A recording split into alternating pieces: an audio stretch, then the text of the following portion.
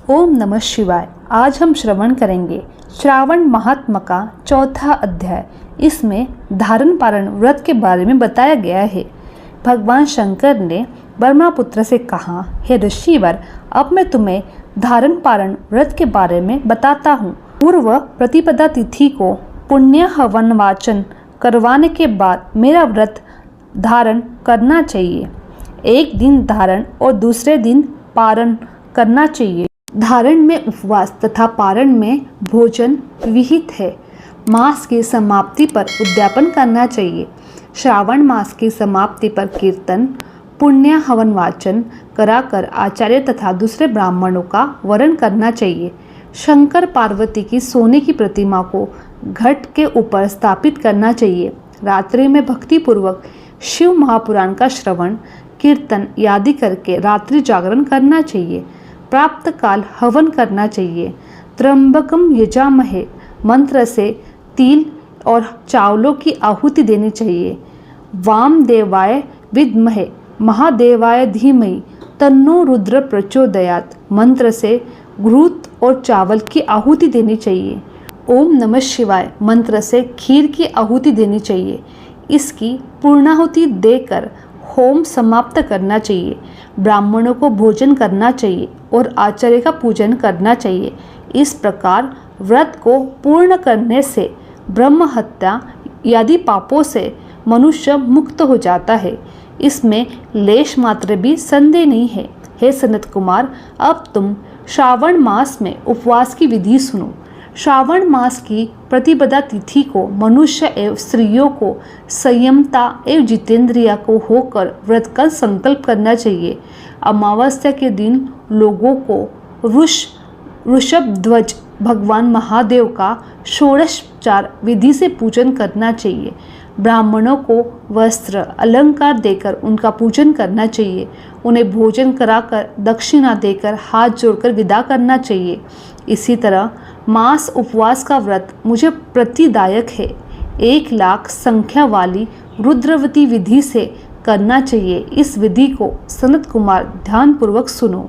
यह संपूर्ण सिद्धियों को देने वाली है। साधारण रुई की 11 बत्तियां निर्मित करें। यह बत्तियां रुद्र बत्ती नाम से जानी जाती है। श्रावण मास के प्रथम दिन इस विधि से संकल्प करें। श्रावण मास में देवों के देव महादेव है। मैं भक्तिपूर्वक गौरीश की 1,00,000 बत्तियां से आरती करूंगा।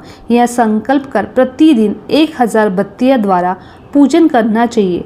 व्रत की समाप्ति पर 71,000 बत्तियों से आरती करनी चाहिए या प्रतिदिन 3000 बत्तियों से आरती कर अंतिम दिन 13,000 बत्तियों की आरती करनी चाहिए या एक ही दिन में 1,00,000 बत्तियों से आरती करनी चाहिए।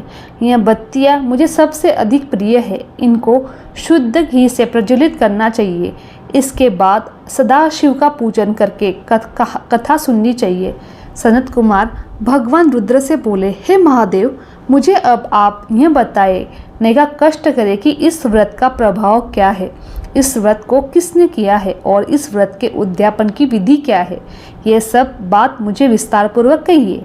भगवान शिव ब्रह्मपुत्र सनत कुमार से बोले, तुमने जो मुझसे पूछा है उसको मैं तुम्हें बताता हूँ, ध्यान पूर्वक सुनो।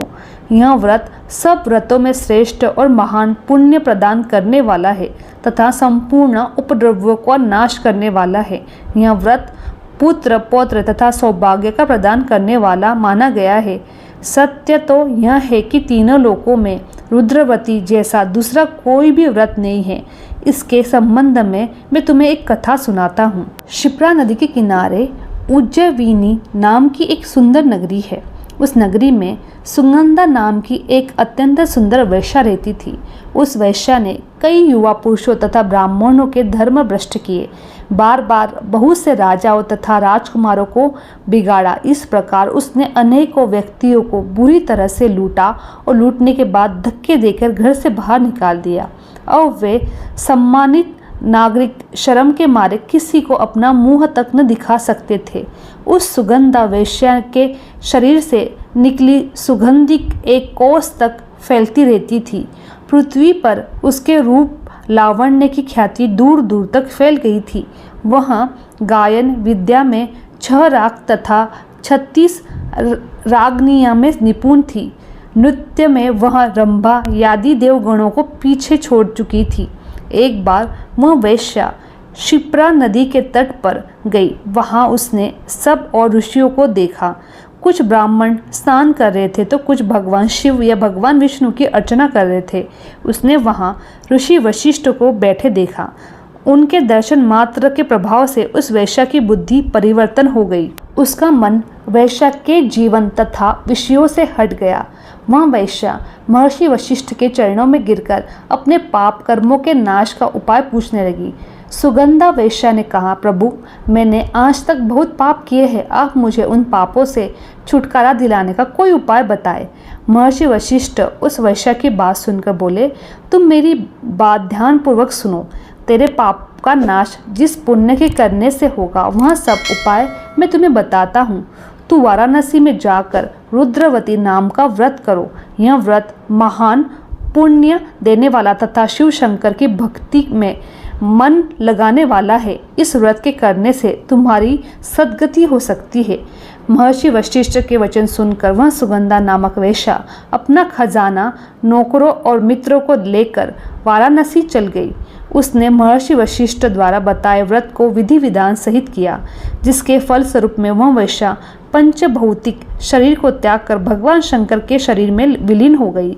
जो भी स्त्री इस व्रत को जिस इच्छा से लेकर करती है उसे वहाँ अवश्य प्राप्त होती है। हे सनत कुमार, अब तुम माणिक व्रतियों का महात्म सुनो। माणिक व्रतियों का व्रत करने से स्त्री मेरे अर्धासन की भागीदार बन जाती है। वह स्त्री महाप्रलयांत तक मेरी प्रिया होकर निवास करती है। अब मैं तुम्हें इस व्रत की पूर्ति के लिए इसकी व्रतोद्यापन विधि बताता हूँ। इस व्रत को करने वाली स्त्री पार्वती सहित शंकर की प्रतिमा स्थापित करे। शिव पार्वती की प्रतिमा स्वर्ण की बनी होनी चाहिए तथा वृषभ की प्रतिमा चांदी की बनी होनी चाहिए। यथाविधि पूजन करने के बाद रात्रि जागरण करें। प्रातःकाल नदी में जाकर स्नान करें। भक्ति पूर्वक आचार्य का वरण करें तथा 11 ब्राह्मण के द्वारा घी या पायस एवं बेलपत्रों से हवन करना चाहिए अथवा रुद्र सूक्त, रुद्र गायत्री या मूल मंत्र द्वारा हवन करना चाहिए। शिव पार्वती की प्रतिमा स्वर्ण की बनी होनी चाहिए तथा वृषभ की प्रतिमा चांदी की बनी होनी चाहिए। यथाविधि पूजन करने के बाद रात्रि जागरण करें।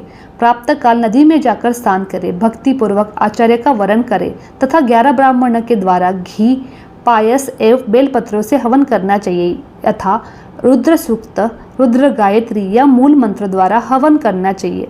पूर्णाहुति कर आचार्य आदि की पूजा करके 11 ब्राह्मणों को जोड़े सहित भोजन कराना चाहिए। इस प्रकार जो भी स्त्री व्रत पूरा करती है वह संपूर्ण पापों से मुक्त हो जाती है। स्थापित सामग्री घर शिव पार्वती की प्रतिमा आदि आचार्य को समर्पित करनी चाहिए। इस व्रत को करने वाली स्त्री एवं उसके पति को 1000 यश्वमेध यज्ञ की फल की प्राप्ति होती है। इति श्री श्रावण मास कथा अध्याय 4 समाप्त।